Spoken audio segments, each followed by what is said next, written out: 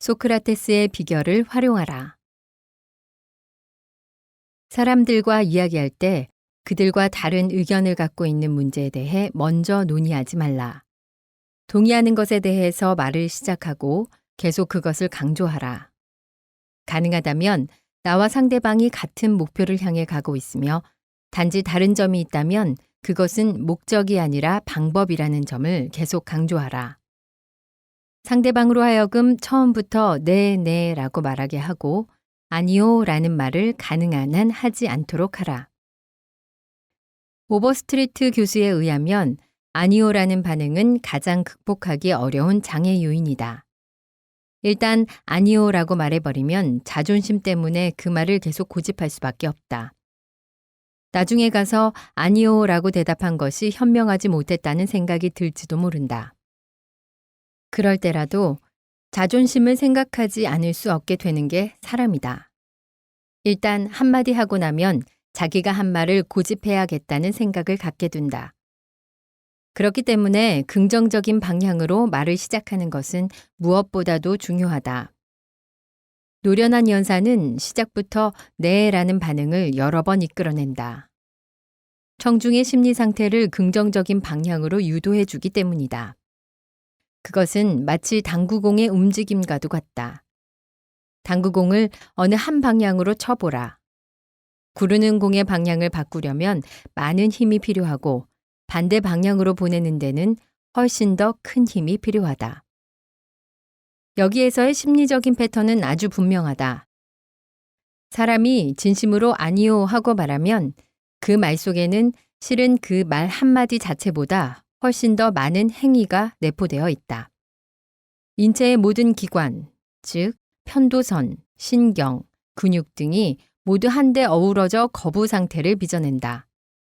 대개는 미미한 정도지만 때로는 눈에 띌 정도로 심하게 육체의 거부 현상이 일어난다. 즉, 신경과 근육의 전 조직이 거부의 태도를 취하는 것이다. 이와는 반대로 네, 그래요 하고 말할 때는 그와 같은 위축 현상이 일어나지 않는다. 이때의 신체 기관은 전향적이고 수용적이며 개방적인 상태가 된다. 그러므로 처음부터 네, 그래요 하는 대답을 많이 유도해내면 낼수록 궁극적인 제한 사항에 대해 상대방의 관심을 끌 수 있는 가능성도 높아지게 된다. 이 네 반응을 이끌어내는 것은 아주 간단한 테크닉이다.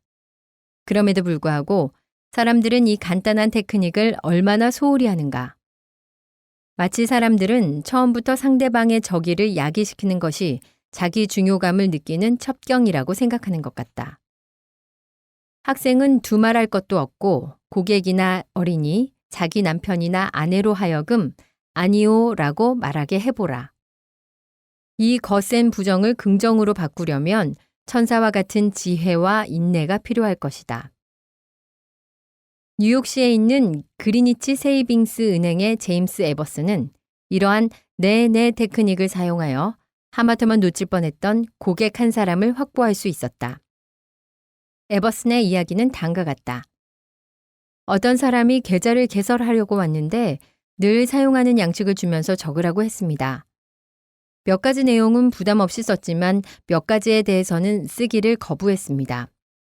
인간관계를 공부하기 전 같았으면 저는 아마 그 사람에게 양식에 따라 제대로 써주지 않으면 계좌 개설을 거절할 수밖에 없다고 말했을 겁니다.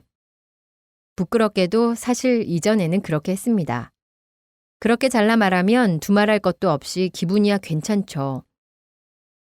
은행에서는 누가 주인인지 가르쳐 줄 수 있을 뿐만 아니라 은행의 규칙이나 규정은 바꿀 수 없다는 사실을 밝힌 셈이니까요. 그러나 그런 태도는 우리 은행의 고객이 되려고 온 손님에게는 불쾌감을 주었을 겁니다. 그날은 상식을 동원해 보기로 작정했습니다. 은행이 원하는 바를 말할 것이 아니라 고객이 원하는 것에 대해 말하기로 말입니다. 무엇보다 저는 고객으로 하여금 처음부터 네 하고 말하도록 하려고 했습니다.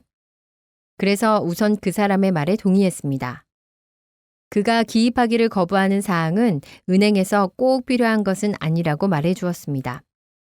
그런 다음, 하지만 만일 손님께서 이 계좌를 갖고 계신 채 사망하기라도 하신다면 법정 상속인에게 이 계좌를 이체시켜 드려야 하지 않겠습니까? 하고 말했습니다. 그러자 그 사람은 네, 그래요 하고 말하더군요.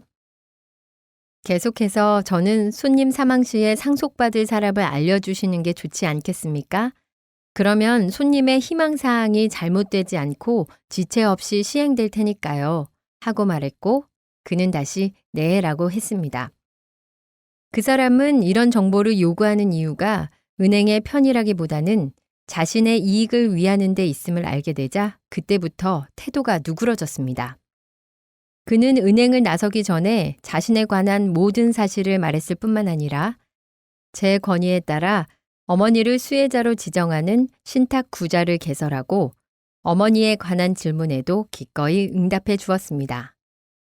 이 일을 통해서 제가 발견한 것은 처음부터 그 사람이 네, 네 하고 대답하도록 했더니 그는 문제가 된 부분은 잊어버린 채 저의 제안에 모두 기꺼이 응했다는 사실입니다. 웨스팅하우스의 판매 책임자인 조셉 앨리스는 이런 이야기를 들려주었다. 제가 담당한 구역에 어떤 사람이 있었는데 우리 회사에서는 이 사람에게 상품을 팔려고 몹시 안달했습니다. 저의 선임자는 10년 동안이나 그 사람을 쫓아다녔지만 단 한 상품도 팔지 못했습니다. 제가 그 구역을 맡은 후 저는 3년 동안 그를 찾아다녀봤지만 한 건도 주문받지 못했습니다. 마침내 13년 동안 방문을 거듭한 끝에 우리는 그 사람에게 모터를 몇 대 팔았습니다. 만일 이 모터의 성능이 입증된다면 앞으로 아마 수백 대의 주문을 더 따낼 수 있을 것이었습니다. 모든 일이 잘 풀려나갈 것이라는 생각에 저는 3주 후 자신만만하게 그에게 연락을 했습니다. 그런데 수석 엔지니어가 봤더니 앨리슨, 나머지 모터는 살 수 없게 되었소 하고 충격적인 말을 하는 것이었습니다. 저는 깜짝 놀라며 도대체 왜죠? 하고 물었습니다. 그는 당신에게서 구입한 모터들은 너무 열이 심해 손을 댈 수가 없어요 하고 대답하는 것이었습니다.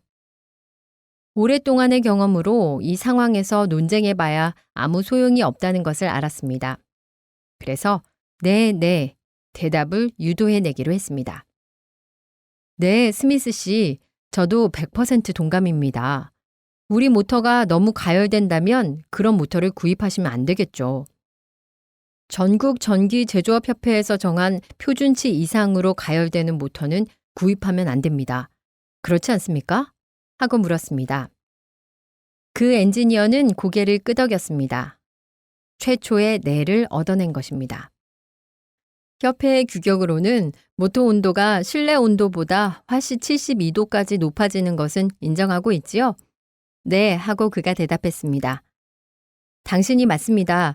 그런데 당신네 모터는 그보다 훨씬 더 뜨겁단 말이요. 저는 논쟁을 하지 않고 공장 실내 온도는 몇 도나 됩니까? 하고 물었습니다. 아마 화씨 75도쯤 될 겁니다. 하고 엔지니어가 대답했습니다.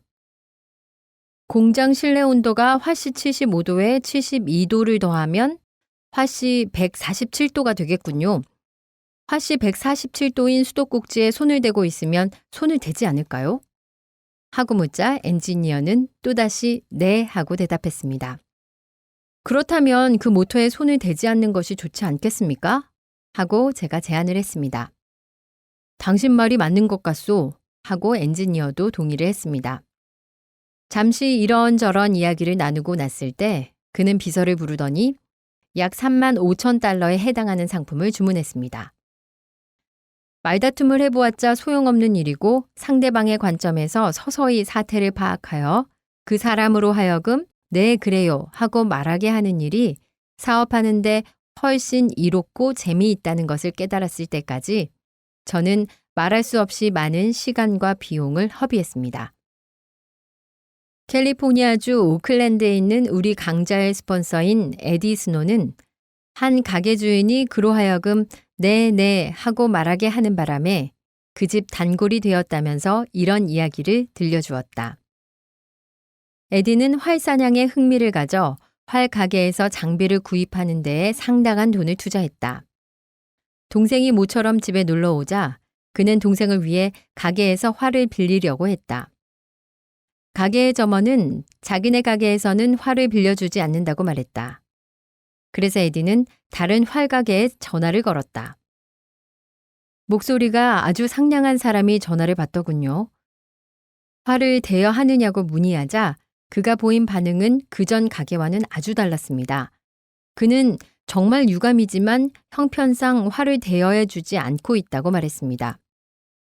그러고 나서 저에게 전에 대여해 간 적이 있는지 물었습니다. 네, 하지만 몇 년 전이었죠. 하고 대답했습니다. 그러자 그는 아마 그때 25달러 내지는 30달러를 지불했을 거라고 말하더군요. 저는 네 하고 대답했죠. 그리고 나서 그는 돈을 아끼고 싶지 않느냐고 물어보더군요. 두말할 필요 없이 저는 네라고 대답했습니다. 그는 모두 필요한 장치가 전부 갖추어진 34달러 95센트짜리 활이 있다고 이야기를 하더군요. 대여받는 값에 고작 4달러 95센트만 더 지불하면 완전한 한 세트를 살 수가 있다는 얘기였습니다. 그는 이러한 이유 때문에 더 이상 대여를 안 한다고 설명해 주더군요. 그 말이 일리가 있다고 생각했느냐고요? 물론입니다. 저는 즉시 네 그래요 하는 반응을 보였고 그 가게로 가서 활 세트를 구입했을 뿐만 아니라 몇 가지를 더 구입하고 그 후 그 가게의 단골이 되었습니다. 아테네의 천덕꾸러기인 소크라테스는 지구상에서 가장 위대한 철학자 중 한 사람이었다. 그는 전 인류의 역사를 통해서 두세 사람만이 할 수 있었던 일을 해냈다. 즉, 소크라테스는 인간의 사고방식을 송두리째 바꾸어 놓은 사람인 것이다. 그는 죽은 지 2000년이 훨씬 지난 오늘날까지도 이 변덕스러운 세상을 바꾸어 놓은 가장 지혜로운 사람 중 한 사람으로 숭상되어 오고 있다. 소크라테스의 방법은 무엇일까? 그가 사람들의 생각이 틀렸다고 지적했던가? 천만의 말씀이다. 소크라테스는 절대 그렇게 하지 않았다. 그러기에는 그는 너무나도 노련한 사람이었다. 오늘날 소크라테스 방법론이라 불리는 그의 방법은 내 반응을 유도해내는데 그 바탕을 두고 있다. 소크라테스는 자기와 의견을 달리하는 사람들이 동의하지 않을 수 없는 질문들을 했다. 그리고는 한 가지씩 상대방의 동의를 구해 나갔다. 그는 상대방이 불과 몇 분 전만 해도 기를 쓰고 반대했을 어떤 결론을 상대방이 미처 깨닫기도 전에 스스로 수용할 때까지 계속 질문했다. 그러므로 이 다음에 우리가 상대방의 잘못을 지적하고 싶을 때는 소크라테스를 기억하고 부드러운 질문, 즉, 네 반응을 이끌어낼 수 있는 질문을 하도록 하자. 중국인들은 지혜가 풍부한 동양의 옛 격언을 알고 있다. 살며시 걷는 사람이 멀리 간다. 중국인들은 인간성을 연구하는 일에 무려 5,000년을 보냈으며 그로 인해서 중국 문화가 이루어졌고 많은 지혜를 축적했던 것이다. 살며시 걷는 사람이 멀리 간다. 원칙 5. 상대방이 당신의 말에 즉각 네라고 대답하게 하라.